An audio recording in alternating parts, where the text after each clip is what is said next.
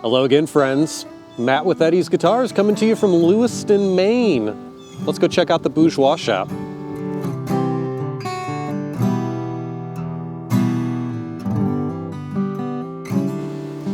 Let's go build some guitars.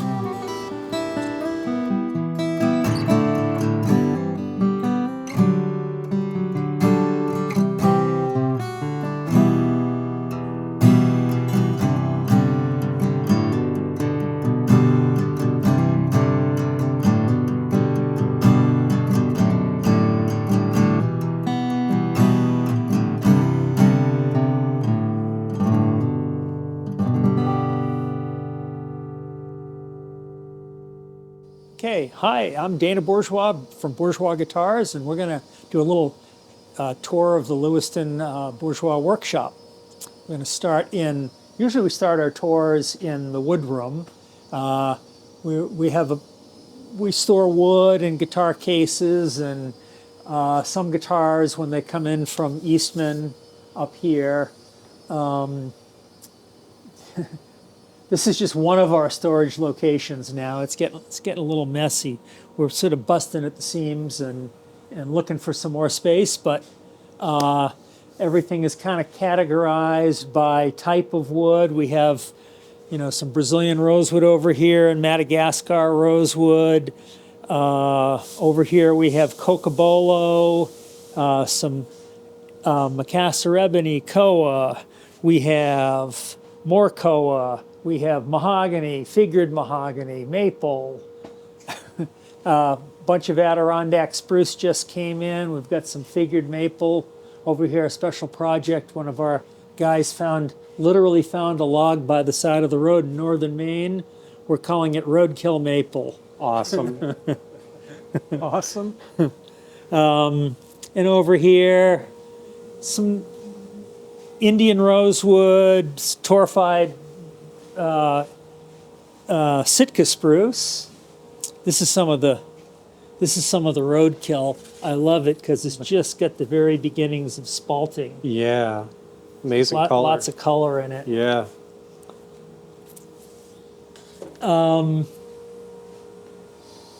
More Indian rosewood. Actually, this is more Madagascar rosewood, different kinds of spruces.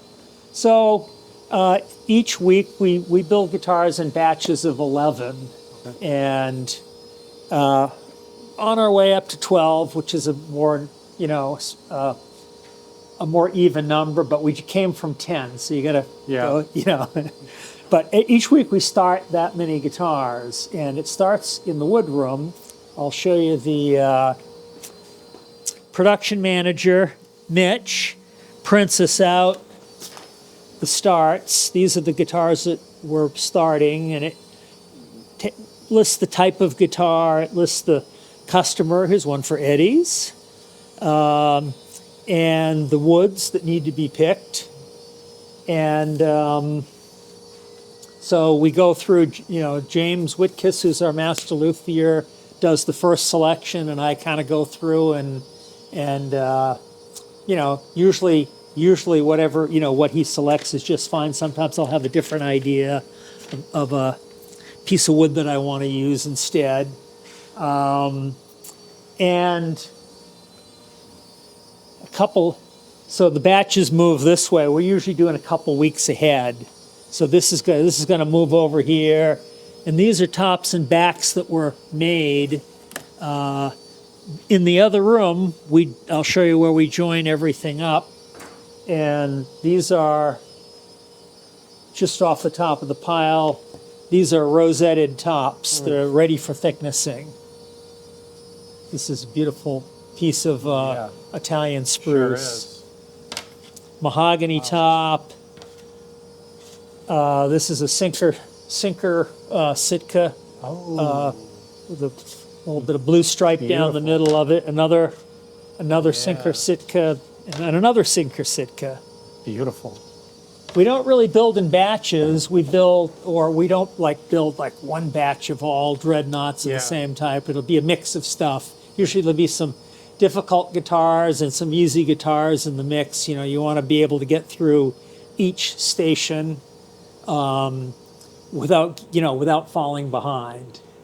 spruce-wise, how much of what's in this room are for touchstone instruments, if any? What's some of that stuff and some stuff down here. We got a whole bunch more out in the hallway. And so we're going to bring it in here to acclimate it about a month before using it. Gotcha. Sometimes we have a kiln out this way. If it comes in wet, we're going to put it in the kiln first and get it down to about 7-8%. And then it acclimates in this room. This is a climate controlled room. And in fact, most of the rooms have their own climate control. Instead of one big climate control unit, we have several rooms that have their own climate control. Makes sense. Which is a lot to keep track of sometimes, but it's we started off in half the space we are now, and we've expanded in the mill. Tack on another room, tack on another room, kind of thing. I wish I had a before and after from a few years ago when I was here, because that's just like totally different. Yep. Well, let's move over into this next room. Cool.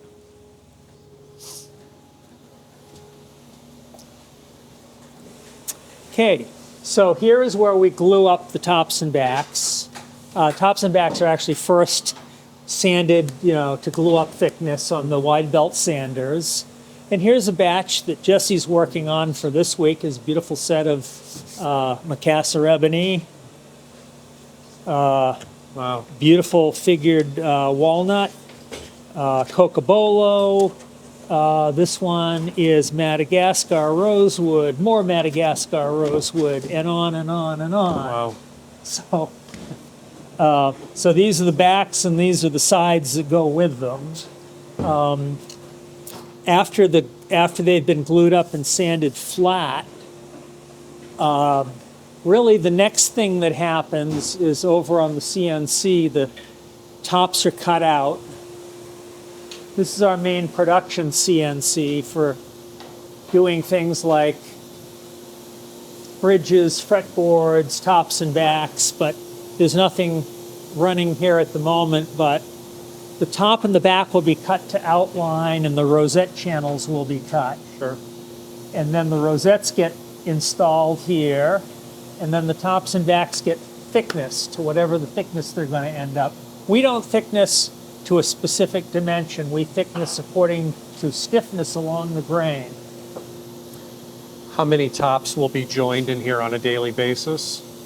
Well, we're doing 12 Lewiston series guitars a week, and we're doing about 24 touchstones a week. Wow.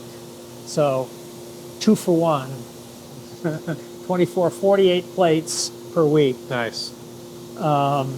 And over here, we do the touchstone glue ups over here. Sam is gluing up some braces. These are the brace, sort of over that way, we have a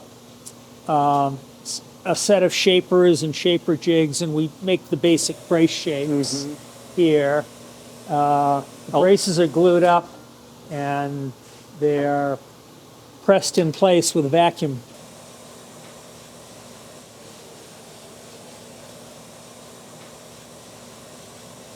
LDBO, touchstone. I think so. I can't see from here, but I mean these right here. oh, those are going to be touchstone LDBO. That's cool. Yeah, that's coming down the line, along with the slope D. Oh, here's the missing link. How you doing? Good to see you. Appreciate it. Here's the missing link from glue up to off the CNC. So these guys have been outlined. And I guess these are just backs. If they were tops, you'd see the rosette channels or the rosettes in them. And they're down here in this stack. I think the rosettes are being glued. Don't look at the tops. And then after the rosette goes in, the sound hole will be cut. So that all happens between here and here. Touchstones go out as, finished voiced tops. Yep. And actually, the tops and backs for the Lewiston series guitars go to another room to get braced I see. and voiced and glued up, and we'll take you. And so take you there. you literally just box them up and ship them? Yeah, we ship them face to face, 2 in a bag, and then they are the very heavy poly bag that's heat sealed. So, are we shipping? Yeah, we're shipping by air. Means they take 10 days to get to Eastman and Beijing. Gotcha. And their climate control is really good these days. Yeah. There's a that bit of an something you- acclimation period, but Something you helped with? yeah, we've been helping Yeah. with a lot of their various, s- facilities and tooling and techniques and that sort of thing. Sure. Huh. There's the CNC doing what? Yeah.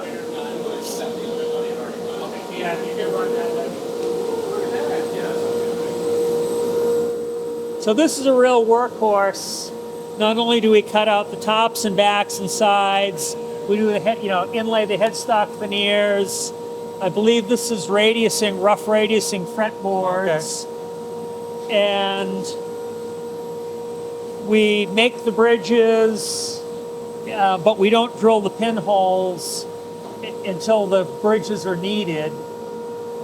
So you can pick the bridge. You might pick a gorgeous color pattern on a Madagascar rosewood bridge that goes with something else. Sure. And then say, oh no, it's the wrong pinhole spacing. Right. So Makes sense. And as you can see, it's the same thing with the fretboards. Big variety. These must all be large sound holes because they have no inlays. These are pocketed for squares and diamonds. So you see various pocketings.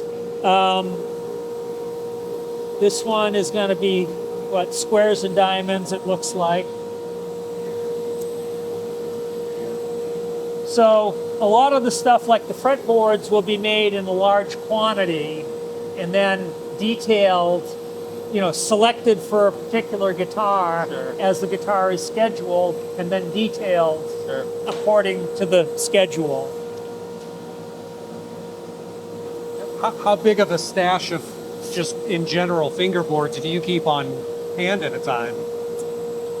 Oh, it depends. I mean, we don't use, for example, a lot of Madagascar rosewood fretboards, so we might keep 50 or 100, depending on, what the smart buy is. As you're running low, you're looking around to a couple of different suppliers and see who's got what, that sort of thing. Fretboards we'll usually buy a year's worth and take delivery of them by the quarter. Gotcha. So that would be, 100 per quarter, let's say, or it'd be more than that. 125, we probably, and because there's always fall down, we always want more than we think we need. Sure. So it's probably more like 150 per quarter. So anyhow, a lot of these things you figure out the hard way. Yeah. I'm sure. Well, there's more to see. So these will be a little bit out of order. I'll take you into here. These are some logs that we're cutting up, making into mandolin tops. Okay. We're moving this operation out of here, so this is our kiln. Oh. Some various types, that's some walnut up there. What I wanted to show you was another new room that we've built since you were here. This is our dirtiest operation, which is sanding and buffing finish. Buffing compound gets in the air. Yeah. So we built a new room. Come on in.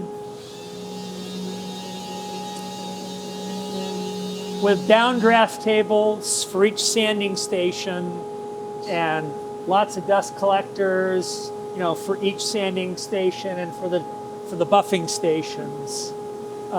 It's a good way to keep, all of the bad air in one place. Yeah, right. We sometimes clean this room, but the next day it looks just like this. What are you working on there? Vintage. Nice. Beautiful. And that looks like the primer coats are being leveled, getting ready for the top coats. There's a lot of sanding involved in finish. Over and over and over and over. Yeah. Gotta be right. A lot of patience. Yeah, man. Awesome. Awesome. Thank you. Welcome. Sure. Appreciate it.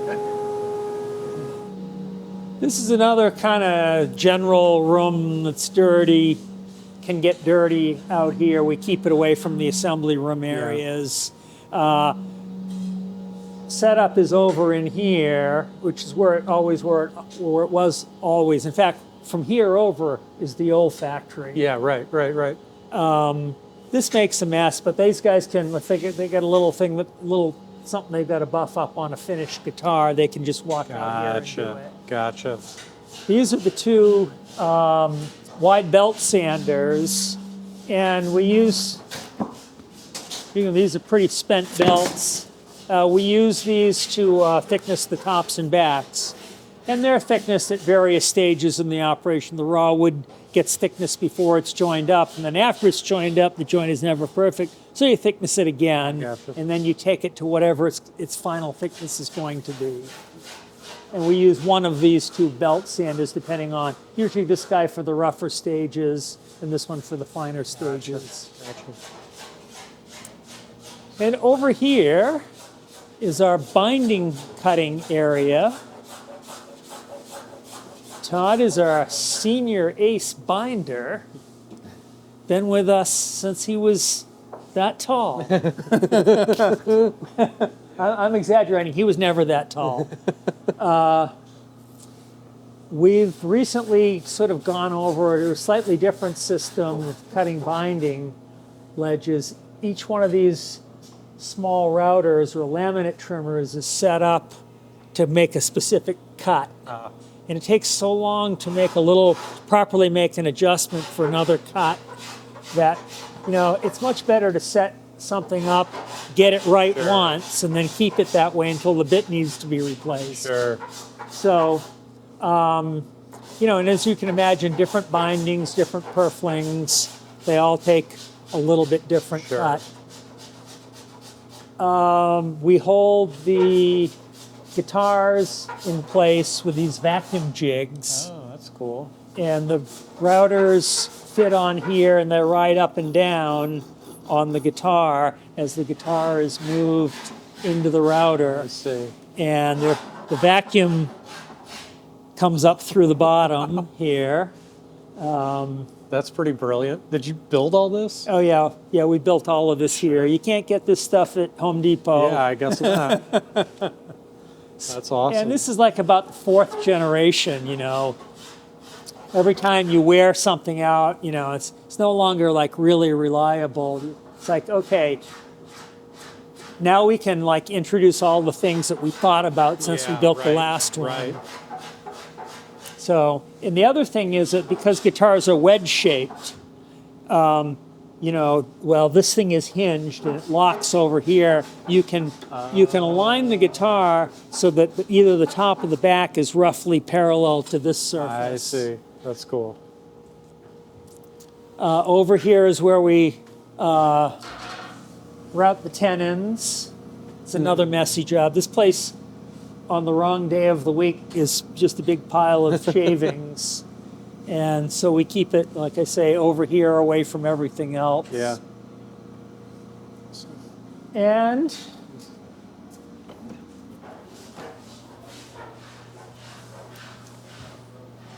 this is our newest toy. This used to be our buffing room. And, but it's now the Plek room. So we have a number of guitars on deck here. We use the Plek for two things. We level the fretboard in the Plek before putting in the frets. Okay. And then we dress the frets at the tail end of the proposition. Gotcha, And the touchstones go in here, for fret dressing as well. How long have you had this? We've had it for a year and a half. Okay. Pretty new. So, our fretboard, as you know, is a compound radius, and the proper fretboard shape is an ever so slight S. So that's a very complex geometry. Yeah. And we used to have a swing sander that put the compound radius into the fretboard. Right. But we did the rest of it kind of by hand, by measurement, by hand. And beauty of this thing is, it takes all of that, Yeah, right. all of the body English out of the operation. Sure. The one thing that the Plek itself doesn't do is polish the frets. It makes a nice clean cut, but this is the final operation. I think. You just our necks are detachable, so it's easy to just take the neck off. Make sure there's no the body isn't at all in danger. And we put a stainless steel mask over the frets and just buff them on a big buffer. That's awesome. Bring that over for the. I didn't like them off, but Awesome. do. No, these are all fretted now. The surface that comes off that machine is unbelievable. Yeah. Now, we're a pretty low volume operation, so you can program it to go quickly and, to make rough cuts that are fast, you can finish them off by hand. Right. We have the time, so we give it like the finest resolution Oh, that the nice. machine is capable Nice. of. So it's a really quick operation to take it to the point where now it's ready to put the Very the nice. frets in. Very nice. So we'll start over here with the body department. Cool. Um, How you doing? These are similar presses to the ones you saw in the other room for gluing up the bracing. And we have several batches worth of guitars going on at the same time. These, I believe, are this week's body builds. And then at the same time, they're gluing up braces for next week's body builds. Looks like we have a few. The sides are bent over here. And these are tools that we've also built in-house. We have different bending shoes, and the braces are, the side is in between this sandwich. These are heated blankets, heated by a controller over here. You can program the temperature you want and the duration. And then the cool thing is, when it's run its cycle, it turns the fan on and the fan cools it down. Nice. That's cool. So these are universal. We can change this plunger here for the shape of the waist that we need. And I assume different wood species require different temperatures and lengths exactly. of time. Yeah. And these are the various molds, so we can interchange the mold. This is a dreadnought. Can you give us an example of a really easy wood to bend versus a very difficult wood to bend? The funniest one to me is one of the easiest ones to bend is ebony. Really? Yeah, and you wouldn't guess that. Interesting. Figured woods are the hardest. Yeah. Especially mahogany. Brazilian rosewood can be a trick. I think partly because the only legal Brazilian rosewood had to have been harvested before 1991. Yeah. And that's wood is just so old Sure. and dry. Sure. And it's just tricky. You just Unforgiving. Unforgiving is a good word for it. That's one of the reasons why Brazilian rosewood is so expensive, because the fall down is pretty huge. Risk. Yeah. You get a beautiful set, bust the sides. What are you going to do? Right. Right. So I got a lot of half sets. A lot of headstock veneers, Yeah. kind of thing. We also, just to keep these guys flat, there's a turnbuckle down here that really pulls Oh, this thing down tight, puts a lot of pressure on it. Nice. It's a little slower to operate than some of the benders we've seen at, in high volume operations. Sure. But at our level, this is pretty good, appropriate technology. And then the sides are pre-contoured on the CNC. We've drawn everything. So these guys have been shaped. These notches show where the linings are going to go. They're pinned into the blocks, front and back, sure. on these holes, so everything registers properly. Yep.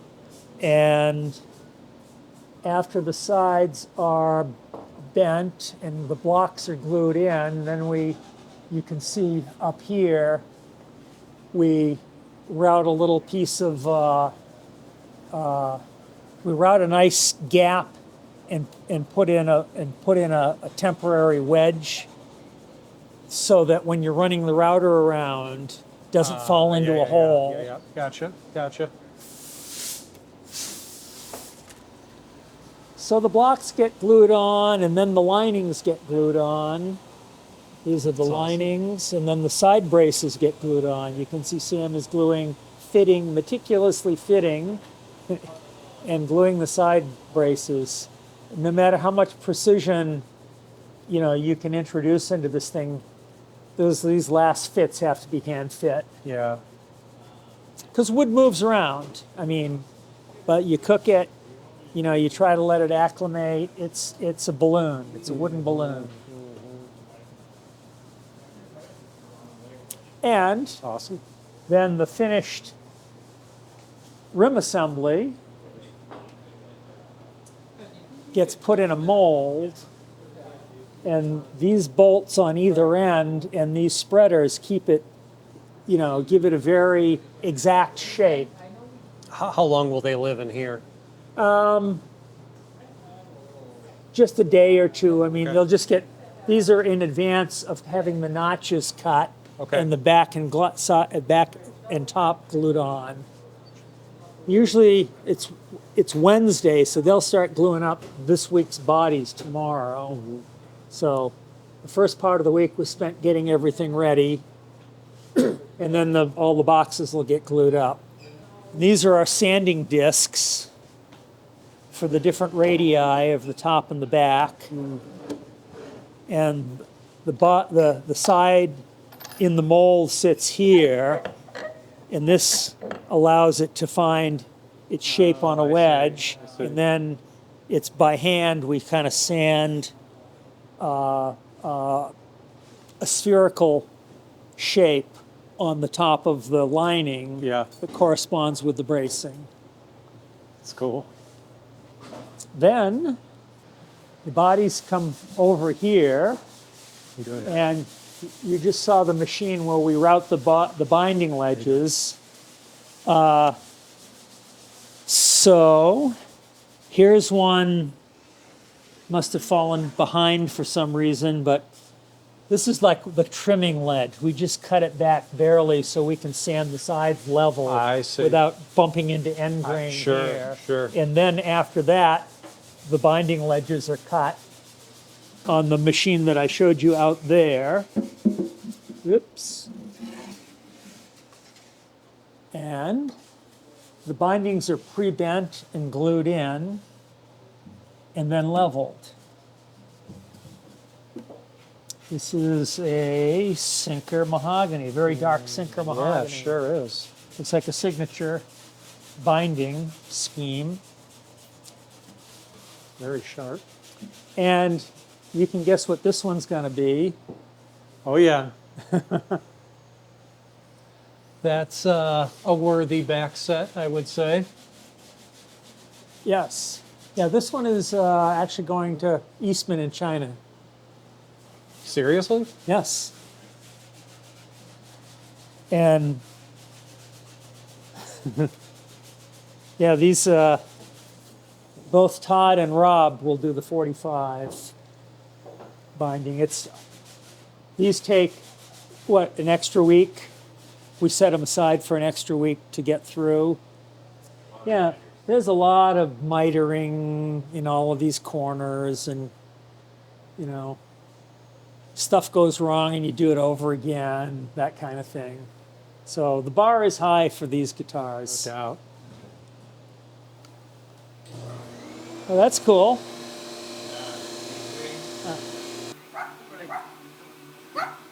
And then over here is where the necks get made. These are the various neck styles. You can see there's some maple ones here. Yeah. We don't do very many styles in maple. Sometimes we have some walnut necks kicking Really? around. Cool. Yep. But for the most part, it's it's scale length, head style, heel style, and so and then we grade them. A, B plus, B minus, and they kind of, depends on the grade of the guitar. Sure. The price range of the guitar. Makes sense. Here's some of our neck stock. These will be cut into necks. 2 necks will come out of a neck blank. Primarily Honduran mahogany. Yeah, mostly Honduran. Here's a piece of maple that's going to be a two piece. It'll have a black Pretty. line down the middle. Different fretboards. We do a lot of Madagascar. Ziricote, and this is Brazilian, I guess, and some Madagascar rosewood fretboards. This is just the raw materials. Different, and these are the machined neck blanks, That's cool. or fretboard blanks, excuse me. This looks like Madagascar rosewood. Long scale. And they're not trimmed to width until we know what guitar it's Sure. going to be. Same thing with the headstocks. Here's a fancy Oh, yeah, that's cool. one. So they're all different. They get different bindings or no bindings, Sure. different materials. So the right neck, fretboard, and headstock veneer get glued up into, depending on what stage these guys are at. Do we have a rough? Yeah. I mean, it basically looks like this, and then it gets finish sanded. With the heel caps are attached once the body is made, so this is trimmed just to the right. I gotcha. There's a little bit of variation here. Gotcha. And these are mostly finished necks, I believe. Well, these all have work to do. I don't see any finish. Here's a finished one. This is all ready to be, for its heel cap Yeah. to be added, and then it'll go to the finished department. And the production number of the guitar is on both the body and the neck. And this is how the bolts Yes. go into the fingerboard extension from inside. Yes. Here's a cool. That's cool. Whoa, yeah. The dragon? Yep. This is the year of the dragon in China. This one's going to China. Cool. Very cool. So necks are set here, given the first neck set. Sometimes they need it again by the time they go through finish. And then the heel caps are established. And then Monday morning, a batch of guitars goes off to finish. And I'll show you what that looks like. When we expanded, we pushed our sanding and buffing department way out there, so it's kind of a long haul. Oh, I mean, it should be here, but that's what you put up with. These look like bodies that are getting ready for top coat. They've got their primer coats. Those could be the necks that go with them. This is satin lacquer on the necks. This is an earlier batch.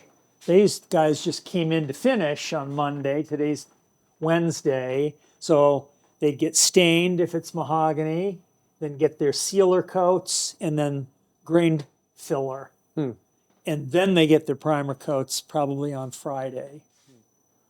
So these guys are all mahogany. The ones that don't get the stain are a day ahead of them. Gotcha. Two brand new spray booths as of last summer. I guess most of the guys in this department are sanding today. Tomorrow will be top coat day for one batch, and then it'll be primer day for this batch. Gotcha. And these are guitars in cure, I remember this room. getting ready to be sanded and buffed and then assembled. This rack here is all usually colored guitars. They could be black, they could be the White Rabbits, they could be the Sunbursts. Gotcha. And so once they make it to this room, roughly how long do they have to go on average before they're complete guitars? Anywhere from a week to 2 weeks. Okay.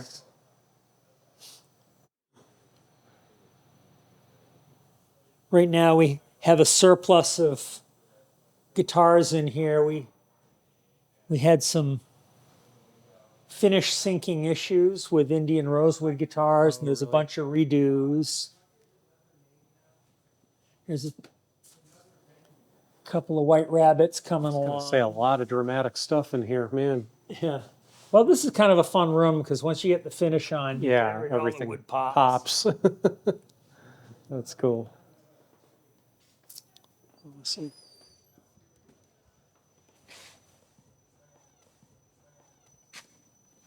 I don't think they're going to be doing any spraying, so. But anyhow, this is the air. This is the blower that pushes the air out, Gotcha. and then the makeup air comes in on the ceiling. Gotcha. How many bodies can you spray a day in there? Or Oh gosh, I don't know. Sometimes we're doing several batches. Like, what do we do? 3 top coats. Yep, there's top coats. So it's kind of 11 guitars, and then by the time you're done, you can put the other coat on. I see. You keep recycling them, and it Gotcha. probably takes a couple hours Yeah, about 3. to get. Yeah. Can do like 28 bodies at a time Oh. in each booth. We got big old carts that fit 14 each. So what is this you're doing here? This is Indian rose. I mean, physically, what are you wiping and? I'm checking for any air bubbles or Okay. Imperfections I don't want to spray over. Gotcha. Yeah, these guys are getting ready for top coats, so everything's got to be right. Last chance to fix. This is where dust is the enemy, I guess. Everything is the end. Yeah. Fair enough. I guess that includes us, so maybe. Thank you. Okay, and one more stop on the tour. And this is our setup department. Over on this side, for the most part, we do the Touchstone setup. And over on this side, we do the Lewiston series setup. The bridges get glued on here, the tuners get installed, neck goes on the body. The saddle and nut get made, the rough string up, and they go back out here to get plecked, then just kind of like just the final go over before they get shipped. Bridges being glued. So they set up overnight, They probably don't need to sit up quite overnight, but that's the safe way to do it. And again, we're low production, so Sure. it's not like we have to, I don't know, Not a race. 100 a day or something. Right. And you know, the touchstones go through basically the set up to the same, pardon me, the same standards. The only difference is that we don't have a compound radius on the touchstones. Is it a It's a 16. 16? Yeah. And then the last thing is the pick guard and the label. Finish-wise, do these come back to you pretty satisfactory? They are now. Yeah. I mean, you know, they're taking less work to, you know, clean up the insides Sure. and dress the frets and, you know, make sure that the tuners don't stick, that kind of thing. Sure. Taking less time than they did early on. This is all new stuff for Eastman. They're using our neck joint. Right. You know, they had to like retool a bunch of things. They're Right. using our finish system, tuning machines that they'd never used before, that kind of thing. Yeah. Well, they've been really solid since we've had them, but the SIGs that we just got were just like, wow. Yeah. Well, they keep getting better. James and I took a trip to China last fall. Yeah, that's what he said. We got a lot of hands-on. You know, it's one thing. We meet bi-weekly with their management. You Yeah. know, by video conference. Sure. But it's another thing to talk to the guys at their benches. Right. And show them exactly how we shape a nut. Right. Right. Or a nut slot, or deal with a certain kind of thing, you know, like fit the pins. And it seems, or it sounds like they're very responsive to catching on to that. Yeah, absolutely. They are good craftsmen, really, really good craftsmen. There's a lot more handwork in their guitars than in our guitars, Interesting. believe it or not. Less automation. Yeah. Wild. So it's not like we get a lot of criticism, you know, for exporting jobs to China. Since we started building these guitars, our workforce has grown by 50%. I was going to say, take it from somebody who's been away from here a handful of years, and then comes back and sees all of this. All It's of the like, growth, holy yeah. cow. Absolutely. And you know, we're able to bring a guitar that is, you know, it's not 100% of the quality of the guitars that we build here, but it's half the price and it's way more than half the Oh quality. yeah, no doubt, kind of a no-brainer. The one thing we can't do is customization. Sure. You know, we're building them set models. Sure. Everything we do here, as you know, is Right, customizable. right, And that's another one of the trade-offs. sure. And the pipeline is longer. You know, we're now planning for next year's production. Right, We're making prototypes for the couple of new models that we're going to be introducing next year. yeah, That sort of thing. It's, you know, where if we dream up a prototype, we can probably go from paper to starting the guitar in a couple of weeks. Yeah. You know, here. right, And then get it into production, you know, just as soon as the guitar's gone through. right, Takes about 8 weeks to get a guitar through. So we're talking maybe 3 months from conception to putting something in production as opposed to a year. right, right. But, you know, the trade-off is a different kind of efficiency. Sure. And roughly, what kind of output is the Eastman facility putting out with the Bourgeois guitars? They're making about 50,000 guitars a year under the Eastman brand, and this year there'll be about 1,200 Wow, touchstones. wild. And, you know, now that we've really gotten things smoothed out, we're, you know, opening up more dealers, you know, for just the touchstone Sure, line. sure. And we expect to expand that considerably next year. Nice. You know, opening up new world markets, that sort of thing. Sure. Excellent. You know, we might sell 3 Bourgeois guitars a year in Australia, but we could sell a lot more touchstones. Absolutely. Absolutely. So this used to be the wood room Yes. once upon a time, Yeah. or this half of it anyway was the wood room. Yeah, incredible to see the growth. Yeah, and it's gotten messier as it's grown. It's kind of hard to keep it under control, but Cutting more wood makes more dust, I guess. yeah.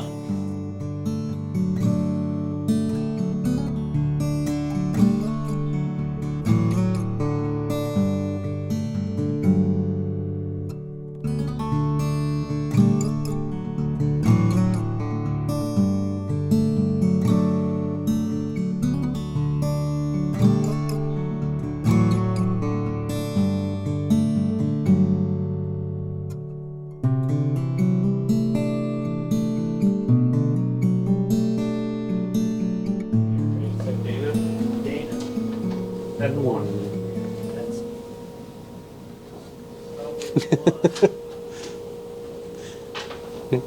Look at this, how that's named, and then look at how that one's named.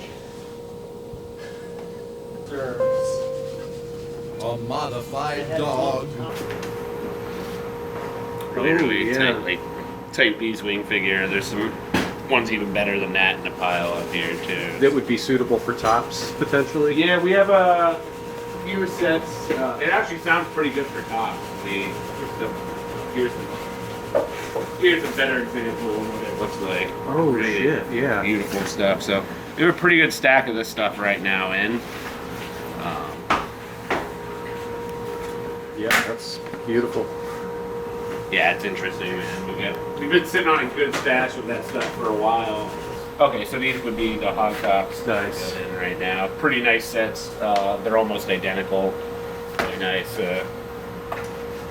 figure. We have the only stuff we have nicer than this. We have some really nice beeswing. We charge a little upcharge for that. I will say these sound pretty damn good.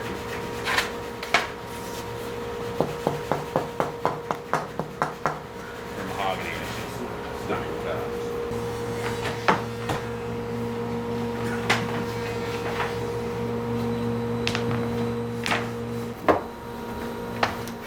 Oh, that's killer. That's a nice figure up there, and then probably put this nice point you see the sides like right in the lower bow down there. Beautiful set. Let me grab a few more down. You can take a look. Let's see. There's some of this lighter stuff. Yeah. Cool. Yeah, it's got a little bit of that weird. That's actually the side there, a little more symmetry.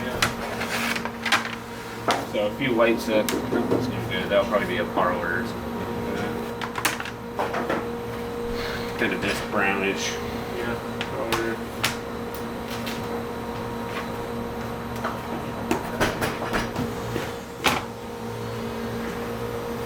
We'll inlay a patch. Like for example, there'll be a brace here, we'll inlay a patch out of this, some kind of a cutoff from the wood. It goes from the edge to the brace. Okay. About a quarter inch Under the brace, wide. and you won't see it. And then we'll usually grain paint the other side.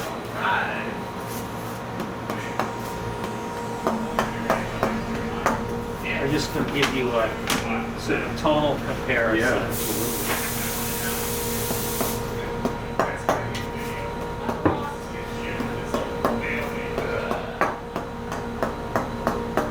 This is a little bit better set, I think.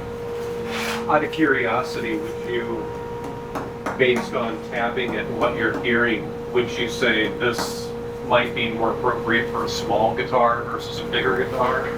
Or are you kind of listening for the same thing in everything? I'm listening for the same thing in a back, for the most part, and in a top, I'm thinking, okay, well, what's the guitar going to be used for? Weight, flexibility.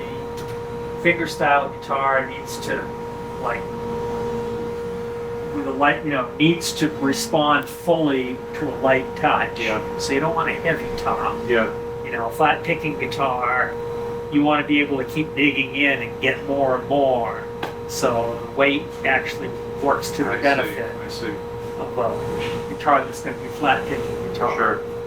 Then when you think versatility, it's going to be, say, an OM that someone might use for a little flat picking, a little bit of finger style. You kind of want to get somewhere in the middle. Sure, sure. Not too heavy, not too light. But I'm looking for quick, full response, no matter what. Sure. With the Brazilian rose, I'm just kind of I'm listening for sort of like the reverb quality in a way. It's kind of like I sort of think of it as like putting your amp on, reverb on two. Yeah, sure.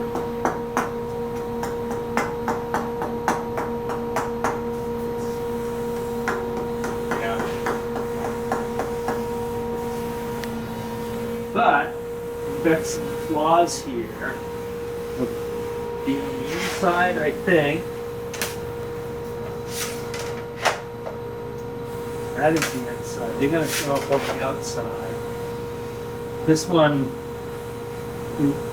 really wants to be a smaller guitar. Like both of those? Oh, absolutely. Or you just want the back. This,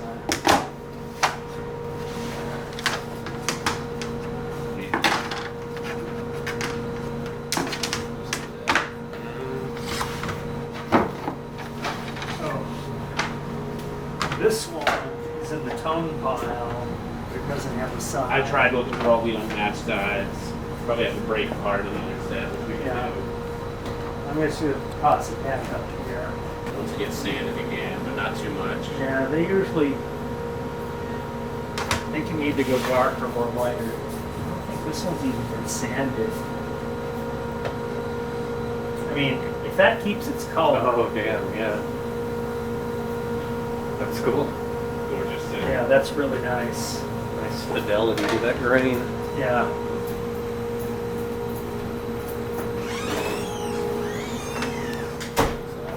And down, throw it back on pile.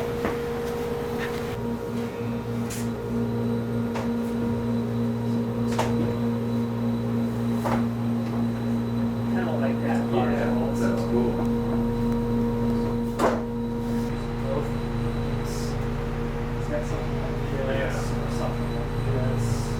So it's a dreadnought? Yep. That's nice right there. Oh, yeah.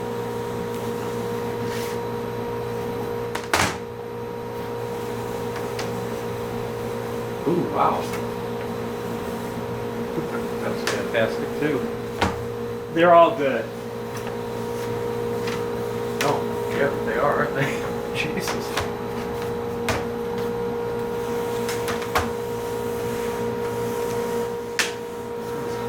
That's a little bit of. Get that in. What do you think? We look at a couple of these real quick. Yep. Get these out of your vision. That's pretty fun.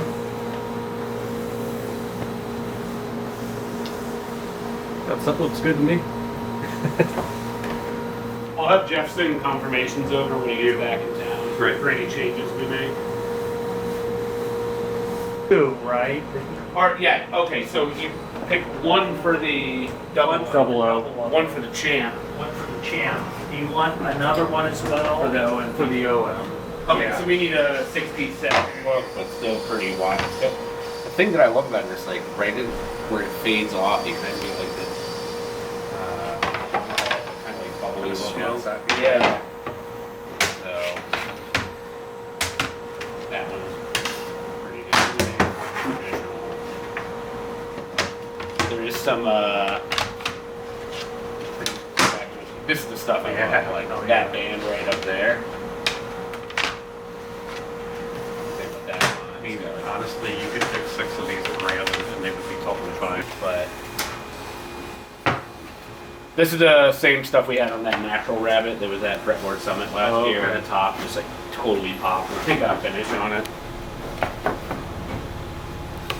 Yeah, I mean, if you look at this one right here, snap on it. It's pretty sensual stuff. Yeah.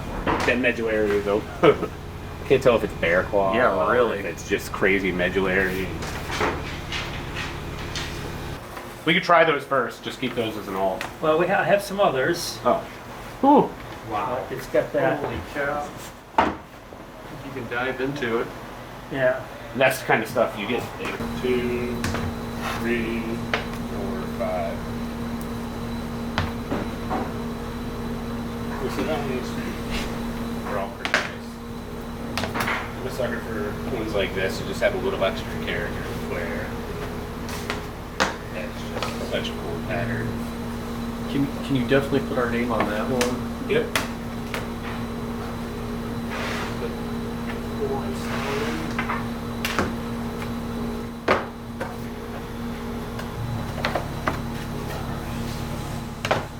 Did you want to see this one with napset too? Let me see the original.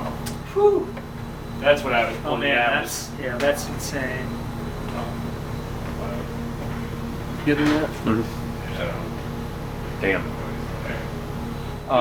Before I go in. Cool. As long as you're not licking a camera lens, you're good, man.